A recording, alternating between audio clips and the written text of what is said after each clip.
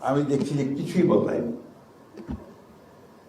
একইভাবে আপনার যারা ঘুষ খেত তারা ঘুষ খাওয়ার পদ্ধতি বিক্রি করছে, একইভাবে যারা আটকে দিত ভালো একটা কাজকে আটকে দিচ্ছে, একইভাবে ওই যে আমি বললাম যে আপনার ভোল পাল্টাচ্ছে, পাল্টে দিয়ে চলে আসছে। এখন আপনার দেহায় বিকাম হরিয়ার দিন দা পো, ওরাই এখন অনেক বেশি আপনার জুলাই যোদ্ধা হয়ে গেছে। আসসালামু আলাইকুম। আসলে এই জুলাই সম্পর্কে কথা বলতে হলে স্বাভাবিকভাবেই আপনার একটা ভারাক্রান্ত পরিবেশ সৃষ্টি হয়। আজকে যে বক্তব্যগুলো এসছে তার মধ্যে নিশ্চয়ই সবাই দেখেছেন যে আবেগ এবং দুঃখ সব সামনে এসে উপস্থিত হয়।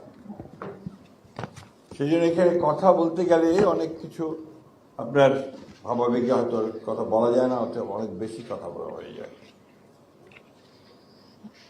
আমার কাছে যেটা মনে হয় যে মূল বিষয়টা হচ্ছে যে আমরা পরিবর্তন চাই। আমি যখন একদম ছোট ছিলাম, প্রাইমারি স্কুলে পড়তাম, তখন আমাদের বাসা মফস্বল শহরে ঠাকুরগাঁ। আমার বাবা আবার তখন মুসলিম লীগের নেতা ছিলেন। আমি প্রায় দেখতাম যে এক ইয়াং ম্যান, মানে আমাদের এক চাচা, প্রায় এসে আমাদের বাসায় আসতে বেরোতেন না বাড়ি থেকে। তারপরে আমি মায়ের কাছে শুনতাম যে সে একজন কমিউনিস্ট, উনি পালিয়ে আছেন, পুলিশ তাকে ধরার জন্য চেষ্টা করছে, উনি পালিয়ে আছেন। আজকে এখানে অনেকে আছেন যারা তার নাম জানেন, নুরুল হুদা কাদের বক্স, ছোটি ভাই বলেন ওনারা। এই ছোটবেলাতেই উনি আমাদের বলতেন, যখন আমরা ছোট, তার সঙ্গে কথা বলতাম, বসতাম, গল্প শোনাতেন। তিনি বলতেন, তার কথার মধ্যে যেটা বেরিয়ে আসতো মূল কথা, যে সমাজটাকে পাল্টে দিতে হবে, পরিবর্তন করে দিতে হবে। তখন থেকে ওই কথাটা মাথার মধ্যে গেছে যে সমাজের পরিবর্তন চাই। পরিবর্তন কিন্তু এটা আপনার বৈজ্ঞানিক ব্যাপার এবং চলমান ব্যাপার, পরিবর্তন হতেই হবে, হবেই। কিন্তু সেটাকে একেবারে অত্যন্ত নিয়মের মধ্য দিয়ে, শৃঙ্খলার মধ্য দিয়ে, একটা আন্দোলনের মধ্য দিয়ে, যুদ্ধের মধ্য দিয়ে পরিবর্তন করা, এটা ছিল একটা ভিন্ন ব্যাপার। আমাদের দেশে আমরা 1952 সালে, তারও আগের কথা বলি, 47-এ একটা ভাগ হয়ে গেছে, পার্টিশন হয়ে গেছে। সেটাও কিন্তু হয়েছিল বহু আন্দোলনের পক্ষে, পরিপ্রেক্ষিতে বহু আন্দোলন, প্রাণ বহু গেছে। তিতুমির, আপনার ক্ষুদিরাম, প্রীতিলতা বদ্দার থেকে শুরু করে বহু মানুষ প্রাণ দিয়েছে, বহু আন্দোলন হয়েছে, পরিবর্তন এসছে, একটা দেশ তৈরি হয়েছে, নতুন ভাগ হয়ে পাকিস্তান হয়েছে, ভারত হয়েছে। সেই পাকিস্তান যারা আন্দোলন করেছিল তারাই কিন্তু একসময় আবার আন্দোলন শুরু করলো, যে আমরা সবাই সেটা জানি যে এই পাকিস্তান যে শাসক গোষ্ঠী, এরা আমাদের এই অঞ্চলের মানুষদের বঞ্চিত করছে এবং তারা আমাদের যে আকাঙ্ক্ষা সেটা পূরণ করতে পারছে না। মৌলানা আব্দুল হামিদ খান ভাসানী, শেরে বাংলা, বজলুল হক, শেখ মুজিবুর রহমান, সারওয়ার্দী, এরা সবাই কিন্তু এই আন্দোলনের নেতৃত্ব দিয়েছে। এবং এটারই ধারাবাহিকতায় পরবর্তীকালে 1971 সালে দেশ স্বাধীন হয়েছে, যুদ্ধ হয়েছে, আমরা একটা স্বাধীন দেশও পেয়েছি। দুর্ভাগ্য আমাদের তখন থেকেই আবারও সেই একই গান গাইতে হয়েছে, পরিবর্তন চাই, পরিবর্তন করতে হবে। দুর্ভাগ্য এটা। আমরা 52 বছর, 55 বছর হয়ে গেছে। চীনের স্বাধীনতাও প্রায় একই কাছাকাছি সময়, কাছের দেশ সিঙ্গাপুর, তারও প্রায় একই সময়। তারা অর্থনৈতিক উন্নয়ন, জীবন জীবিকার মানে কোথায় চলে গেছে, আমরা এখন এখানে পড়ে আছি। এবং সবচেয়ে উল্লেখযোগ্য ব্যাপার যে যখনই কোনো পরিবর্তনের কথা বলতে হয়েছে তখন প্রাণ দিতে হয়েছে। ভাষা আন্দোলন থেকে শুরু করে একদম এই 24শে জুলাই পর্যন্ত আমরা যারা ক্ষমতায় যাই, নির্বাচনের মধ্য দিয়ে বলুন, যেভাবে বলুন, কিছুদিন পরে বোধহয় আমাদের কেমিস্ট্রি কাজ করে, এটা আমার কাছে মনে হয়। একটা রসায়ন কাজ করে যে আমি ক্ষমতায় আছি। আমি চোখে বলি যে চেয়ারটা, ওই চেয়ারটাকে আলাদা একটা কেমিস্ট্রি আছে। সেই কেমিস্ট্রিটা হচ্ছে যে ওই কেমিস্ট্রি আপনাকে ভিন্নভাবে চিন্তা করতে শুরু করে দেয়। এটা পরিবর্তন চেয়েছে ছেলেরা। আমি যখন আমরা আন্দোলন করছি ফ্যাসিবাদের বিরুদ্ধে, গণতন্ত্রকে আপনার রেস্টোরেশনের জন্য, পুনরুদ্ধারের জন্য, আওয়ামী লীগের বিরুদ্ধে সমস্ত রাজনৈতিক দলগুলো মিলে আমরা অনেক সভা করেছি, বড় বড় সমাবেশ করেছি, আপনার মহাসমাবেশ করেছি সব জায়গাগুলোতে। একটা কথাই তখন মনে হতো, বলতাম, সেটা জোরে হিসেবে বলতাম, তরুণদের দেখতে পাই না। আমি সে কথা খুব জোরে সোরে বলেছি যে কোথায় আমার সেই সব তরুণেরা, যুবকেরা যারা পরিবর্তন আনবে। তরুণ যুবকের তো পরিবর্তন হয় না। এবং নজরুলের সেই কথাও, কবিতাও বলতাম, কে আছো জোয়ান হওয়া গোয়ান হাকিছে ভবিষ্যৎ।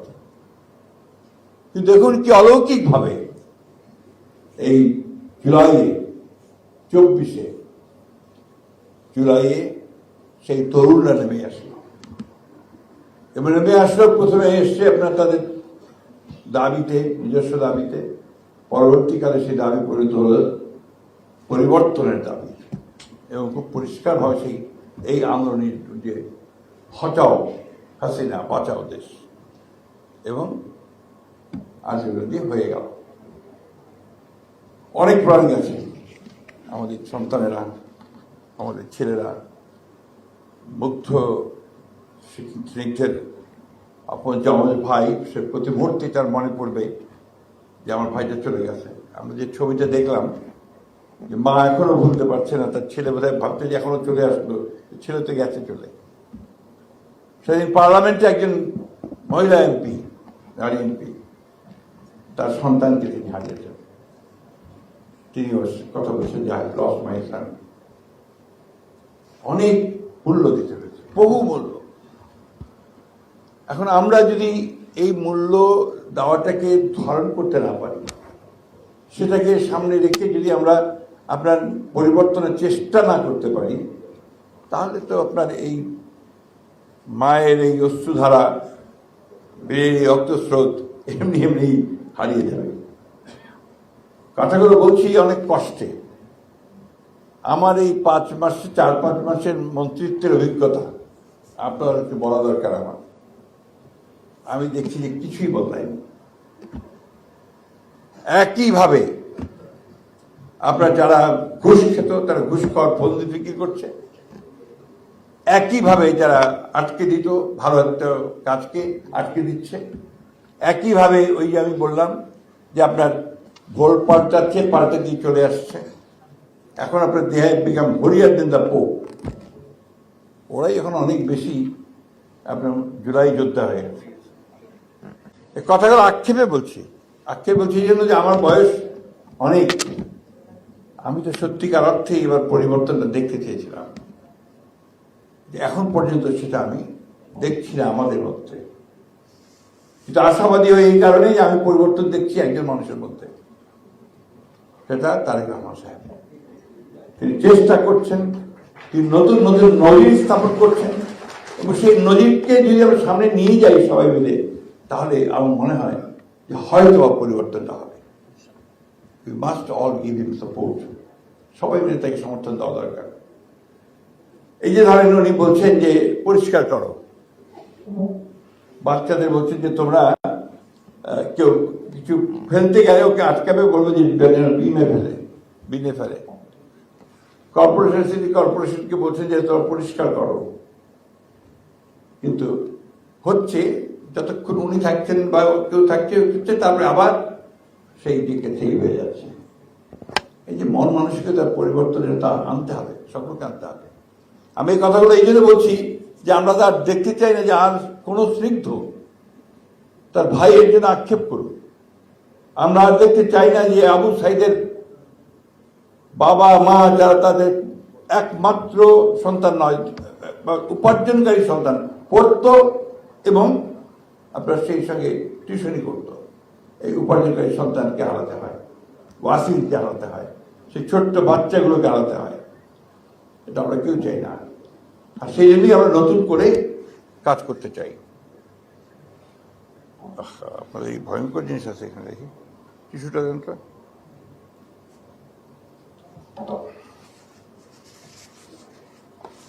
কাটা না, ঠিক আছে, দেখা যাক।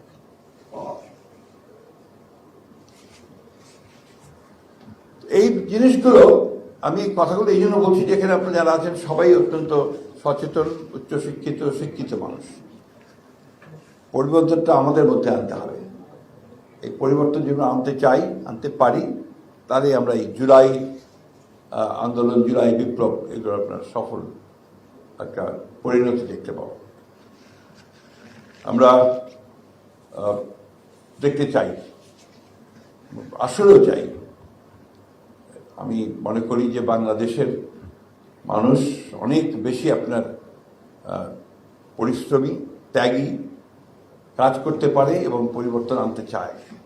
এটা যদি সঠিকভাবে আমরা এগিয়ে নিয়ে যেতে পারি, যে যেখানে আছি সেখানে যদি আমাদের কাজটা আমরা ঠিকমতো করতে পারি, তাহলে নিশ্চয়ই আমরা সফল হব। আমি অত্যন্ত আশাবাদী যে আমাদের তরুণ নেতা জনাব তারেক রহমান, তিনি অত্যন্ত দৃঢ়তার সঙ্গে, অত্যন্ত সমস্ত আবেগগুলোকে ধারণ করে তিনি কাজ করে চলেছেন এবং প্রতি মুহূর্তেই তিনি চেষ্টা করছেন যে দেশের পরিবর্তন কীভাবে আনা যায়। আমার মনে পড়ে 5ই অগস্টে সব কিছুর ঘটনার পরে আপনার রাতে আমি গিয়েছিলাম আপনার হাসপাতালে, ম্যাডাম ছিলেন তখন এভার কেয়ার হাসপাতালে। আমি তাকে গিয়ে যখন বললাম যে ম্যাডাম আপনি এখন মুক্ত, কারণ ওই সিদ্ধান্ত মিটিংয়ে বঙ্গভবনের সিদ্ধান্ত হয়ে গিয়েছিল যে শি ইজ রিলিজড নাও। তো আপনার তো এখন একটা বাণী ম্যাডাম দেশবাসীকে দিতে হবে, আর আপনি যদি বাণীটা না দেন তাহলে এই অবস্থা সৃষ্টি হবে, সেটা নিয়ন্ত্রণ করা যাবে না। আমি তো খুবই অসুস্থ, আমি তো কিছু বলতে পারবো না। আপনি 2-4-5 কথা আপনি বলেন, রেকর্ড করে নিয়ে আমরা সেটা দিই। আমরা রেকর্ড করেছিলাম আপনার মনে থাকার কথা। আমরা ওইখানে কিছু ছোট্ট একটা ড্যাপ করে তাকে দিয়ে আমরা তার ওই রোগশয্যায় বসে তিনি বলেছিলেন যে আমরা একটা বড় বিজয় অর্জন করেছি, ফ্যাসিস্টরা চলে গেছে। কিন্তু আমি আপনাদের কাছে অনুরোধ করব যে প্রতিশোধ নয়, প্রতিহিংসা নয়, আসুন আমরা সবাই ঐক্যবদ্ধ হয়ে ভালোবাসার সঙ্গে দেশটাকে গড়ে তুলি। আপনাদের মনে থাকার কথা, মানে কথাটা এইরকমই প্রায়। এই মহিষী মহিলা, তার কথা যদি আজকে আমি না বলি, আমরা জুলাই যুদ্ধের অনেকের কথা বলছি, কিন্তু এই মহিলা তার সারাটা জীবন গণতন্ত্রের জন্য লড়াই করেছেন। সারা জীবন, যখন থেকে তিনি রাজনীতিতে এসছেন তখন থেকে তিনি এই গণতন্ত্রের জন্যই লড়াই করেছেন। ক্ষমতায় থেকেছেন তখনও, যখন বিরোধী ছিলেন, বিরোধী ছিলেন তখন। আমি তাকে বলতাম যে প্রথম নারী মুক্তিযোদ্ধা। এটা অনেকে ক্ষিপ্ত হতে আমার উপরে, বিশেষ করে আপনার আওয়ামী বুদ্ধিজীবীরা। আসলে তো নারী মুক্তিযোদ্ধা ছিলেন তিনি প্রথম, কারণ ওই 1971 সালের ওই 26শে মার্চে যখন শহীদ প্রেসিডেন্ট জিয়াউর রহমান বিদ্রোহ ঘোষণা করে চলে যান ওই আপনার পোর্টে এসে বিদ্রোহ ঘোষণা, তখন তিনি কিন্তু তার কাছে এসেছিল সমস্ত বাঙালি সৈনিকেরা যে আমাদের অস্ত্র সমর্পণ করতে বলছে, আমরা কি করব। তিনি বলেছেন যে তোমাদের নেতার নির্দেশ না পাওয়া পর্যন্ত, কমান্ডারের নির্দেশ না পাওয়া পর্যন্ত তোমরা কোনো অস্ত্র সমর্পণ করবে না। তখন থেকে শুরু হয়েছিল তার সেই যাত্রা। তারপরে আপনারা জানেন যে সেই দীর্ঘ 9 মাস মধ্যে প্রায় 7-8 মাসে তিনি কারাগারে ছিলেন পাকিস্তান সেনাবাহিনী। কখনো আপোষ করেননি, শেষ মুহূর্ত পর্যন্ত তিনি আপোষ করেননি, যার ফলে কারাবাস করেছেন। 5ই আগস্টেই তিনি প্রথম মুক্ত হয়েছেন। তাকে আজকে শ্রদ্ধার সঙ্গে স্মরণ করছি সমস্ত জুলাই শহীদদের, জুলাই যোদ্ধাদের, আহতদের, যারা এখনো প্রায় 30,000, কেউ চোখ হারিয়েছে, কেউ হাত হারিয়েছে, কেউ পা হারিয়েছে। মাঝে মাঝে মনে হয় যে কেন এরা এই পাহাড় কেন তারা এইভাবে আসলো। তো আমার এক বন্ধু আমাকে বলছিলেন যে একটা জিনিস মনে রাখবেন, এই ইয়াংদের মধ্যে, তরুণদের মধ্যে ভেতরে কিন্তু দেশটা সবসময় টিকে আছে, অর্থাৎ সবসময় দেশটাকে তারা ধারণ করে। ওই আপনার একেবারেই ইংলিশ মিডিয়ামের ছাত্র, আইএসডির ছাত্র, যে কোনদিন রাজনীতির আশেপাশেও যায়নি, কোনোদিন তার বাবা মা যেতেও দেয়নি, সেও সেদিন বাবাকে ধাক্কা মেরে, মাকে ধাক্কা মেরে সে বেরিয়ে গেছে রাস্তায়, বাচ্চা ছিল।